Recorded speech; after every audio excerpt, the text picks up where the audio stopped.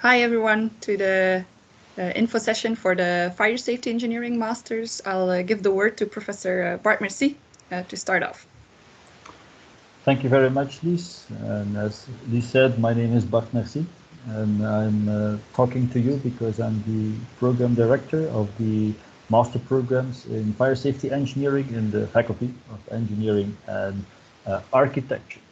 So welcome to this second information session. I will do some talking first to give some brief introduction, but Lies already gave the introduction. So she is the administrator of the fire safety engineering programs, and we also have 4 students with us, Adina, Motasem, Arthur and Stijn, and so they are students from the international master program and the local master program, and so they will also help in answering questions that you might have.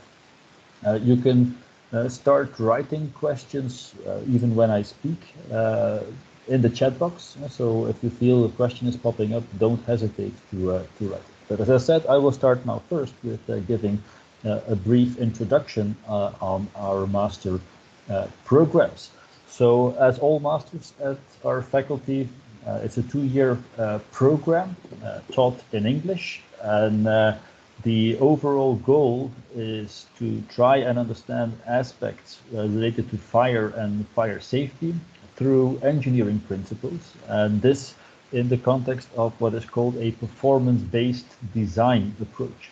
So in our master programs, we focus on creating designs of fire safety systems, creating them, assessing them, and to do that on the basis of performance criteria. So not just following existing rules or legislation, but really looking at performance criteria and try to develop a safe system with respect to fire aspects. Now, this is the end goal. So what this sketch tries to visualize is how to get to that goal. And starting from the bottom to the top, you will see that you first need to have some basic knowledge in both structural engineering and in fire safety science aspects. So we start with that before moving on to more specialized fire protection courses, also involving the interaction of fire with ourselves as human beings, so human behavior in the context of fire, and the analysis of risks associated with fire. So you need to have some risk management knowledge as well. And I said before that it's not just about following rules and respecting legislation, but you need to know which legislation is in place. So that is also something that is covered in our program. But at the end, the overarching aim, the overarching target is to think in terms of performance-based fire protection designs. Now, how do you get into our program? Well, there's many engineering degrees that give access to our program, but I would say that the optimum preparation bachelor programs or master programs would relate to either civil engineering or electromechanical engineering, but we definitely also have students with a chemical engineering background or with an architecture background. So there are many routes, I would call it, them into the master program, and we take that into account because then in the first semester of the master program we teach a lot of basics, so that it doesn't matter all that much what was your preparation route. And what I mean to say is, if you studied civil engineering before, then you will have some advantage when studying basic courses on structural engineering, but you may have to catch up with thermodynamics, to name something, and vice versa if you first have some background in electromechanical or chemical engineering. So this is something that we are aware of and that we take into consideration.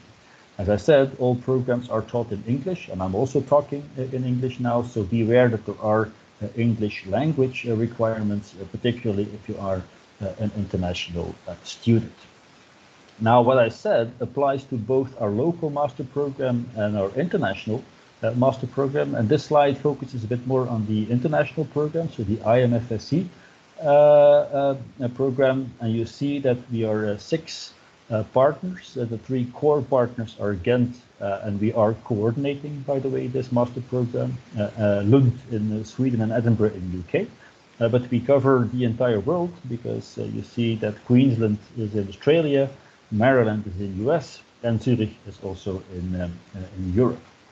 This is a program under the umbrella of Erasmus Plus, and there are scholarships also for this program, but unfortunately for the master starting in September, this is a bit too late, but that's something that you may want to keep in mind for the future. Now, very briefly, I want to give you some feeling with our learning outcomes. So what are we trying to teach? Well, we're trying to bring you up to par with international standards in the context of this performance-based design. And you see that here indicated in red. And this starts with some broad understanding and knowledge in the field of fire safety engineering, and state-of-the-art research in fire safety engineering is what you get in contact with when studying this master program. But not only that, also the latest technological developments in the field are automatically embedded in our program. And I'm stressing this because we have quite a number of guest professors in our program, and they are professionally active. So this way, you are always automatically exposed to the latest technology and the latest technological developments. And we consider that a strength of our program.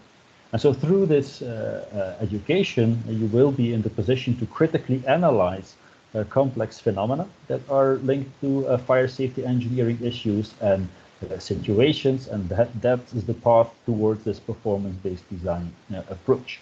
And it's not just about technical science, but also human behavior is an aspect, social aspects, economic aspects play a role, and ethics. Ethics is very important in the context of life safety and fire safety in general. So what does our program look like? Well, I will not go into all detail, and I will not spend too much time on this because you find all the courses in our study guides. But this just visualizes that we have given it quite some thought when we teach which course and how these courses connect towards a certain goal. So here, for example, you see the learning track related to structural fire engineering, so the effect of fire on structures, mainly in the built environment. We have a learning track that deals with active fire protection systems like sprinkler systems or detection systems.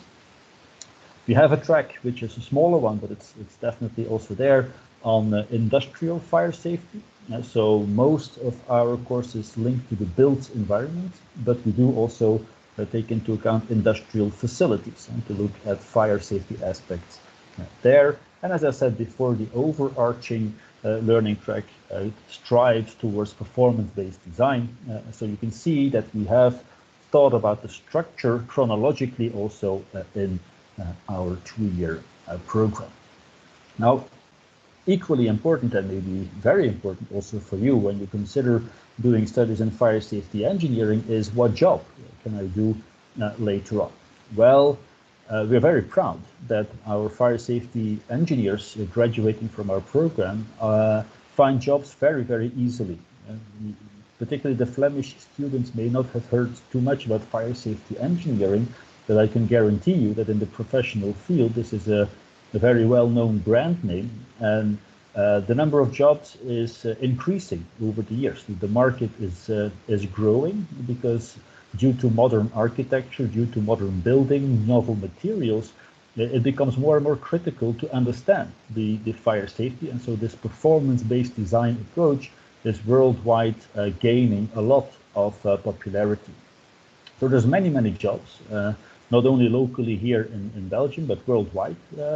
And you can see here that you can end up doing fire safety designs as a consultant in consultancy firms, but also in large companies who have their own fire safety engineering related R&D cells.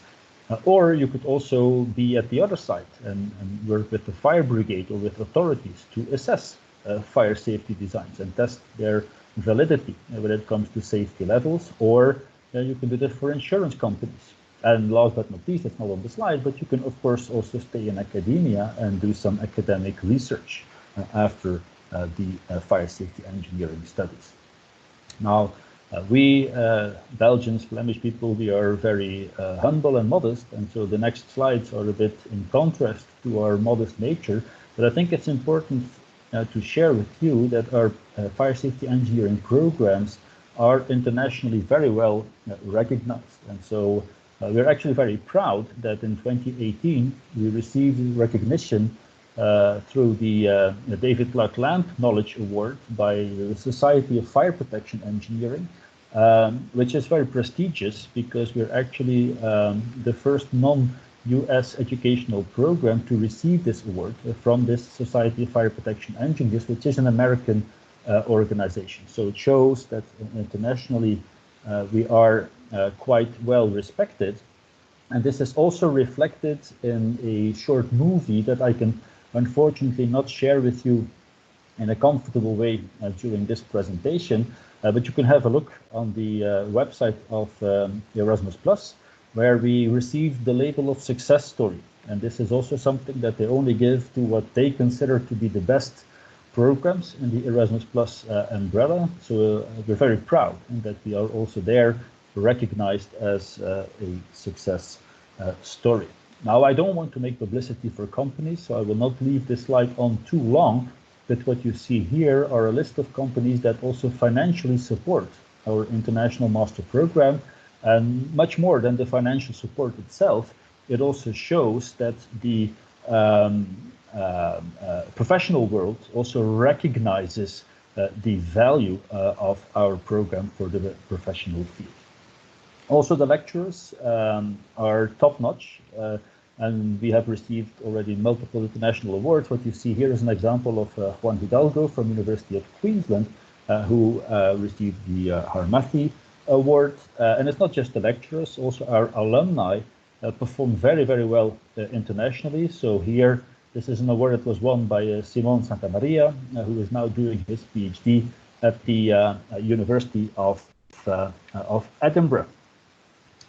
And this is Carmen, who finished her PhD at the University of Queensland, and I will give it a shot to try and start this movie, because this is a TED talk that she did on fire safety timber structures. So these are wooden structures, high-rise buildings. And you would think of wood as something that is supposed to burn, but actually it's also sustainable. So this is very nice of one of our alumni. Now, it's not just that. Also, many of our alumni have also already published research in what is called peer-reviewed scientific journals. So that means experts in the field give it a very close look to check on the quality of the study. And these are the top journals in the field, and in all of them there have already been publications from graduates from our fire safety engineering programs. This is not a coincidence, because also the research that we are doing in fire safety engineering at Ghent University is world-renowned, I can say. And so what we mainly do in the Department of Structural Engineering and Building Materials is, on the one hand, study aspects that link to combustion and fire safety, and that is mainly colleague Tariq Beji and myself who do that. And then we have a strong activity also on structural fire engineering and risk assessment, and that's colleagues Ruben van Kwalle and Robbie Kaspere. But we also have a very good connection with the ID Lab, which is in the electronics department, in image processing, for example, to monitor and follow fires, and that's with colleague Steven Verstappen. And collaboration is something that we like to do, not just locally, of course, but also internationally. Just to give you a few examples, very few, we do much more, but just to give you some feeling, what you see here are results from computer simulations, numerical simulations. CFD is a computational fluid dynamics. And in the top left, you see an extinguishing flame, where XO2 is the oxygen concentration. So if you remove oxygen, the fire gets suffocated and the flames extinguish, and we can model that. And in the bottom right corner, The real bottom right is a picture, an instantaneous black and white picture of an experiment, of a flame in a corner. And what you see next to it is the result, also an instantaneous snapshot of a computer simulation, so that you can see that we can, to some extent, resemble reality. That was PhD research, but another type of research, also in the context of a PhD, is what you see here, which concerns the monitoring of fire in real time, and then try to forecast what is going to happen faster than real time. And this can be very, very relevant in the context of, for example, a fire service intervention. So you can imagine a fire brigade entering the scene in a high-rise building, for example. Well, if they get information during their intervention that, for example, within the next minute, a room will be on fire and it's too dangerous to enter that room, then they could use that in their tactics. Or vice versa, if they get information that it's still safe enough to enter a room and try to extinguish the fire, then they can do that in a safe way. And this can then be linked to BIM systems, so building information management systems, and the modeling or simulations of evacuation from a building. So you see that there was a lot of technological aspects involved to the science behind the safety of fires, or fire safety. So with that, I would like to conclude my brief introduction. You see here a couple of email addresses, and they all end up with Lies, who is also joining here in this presentation.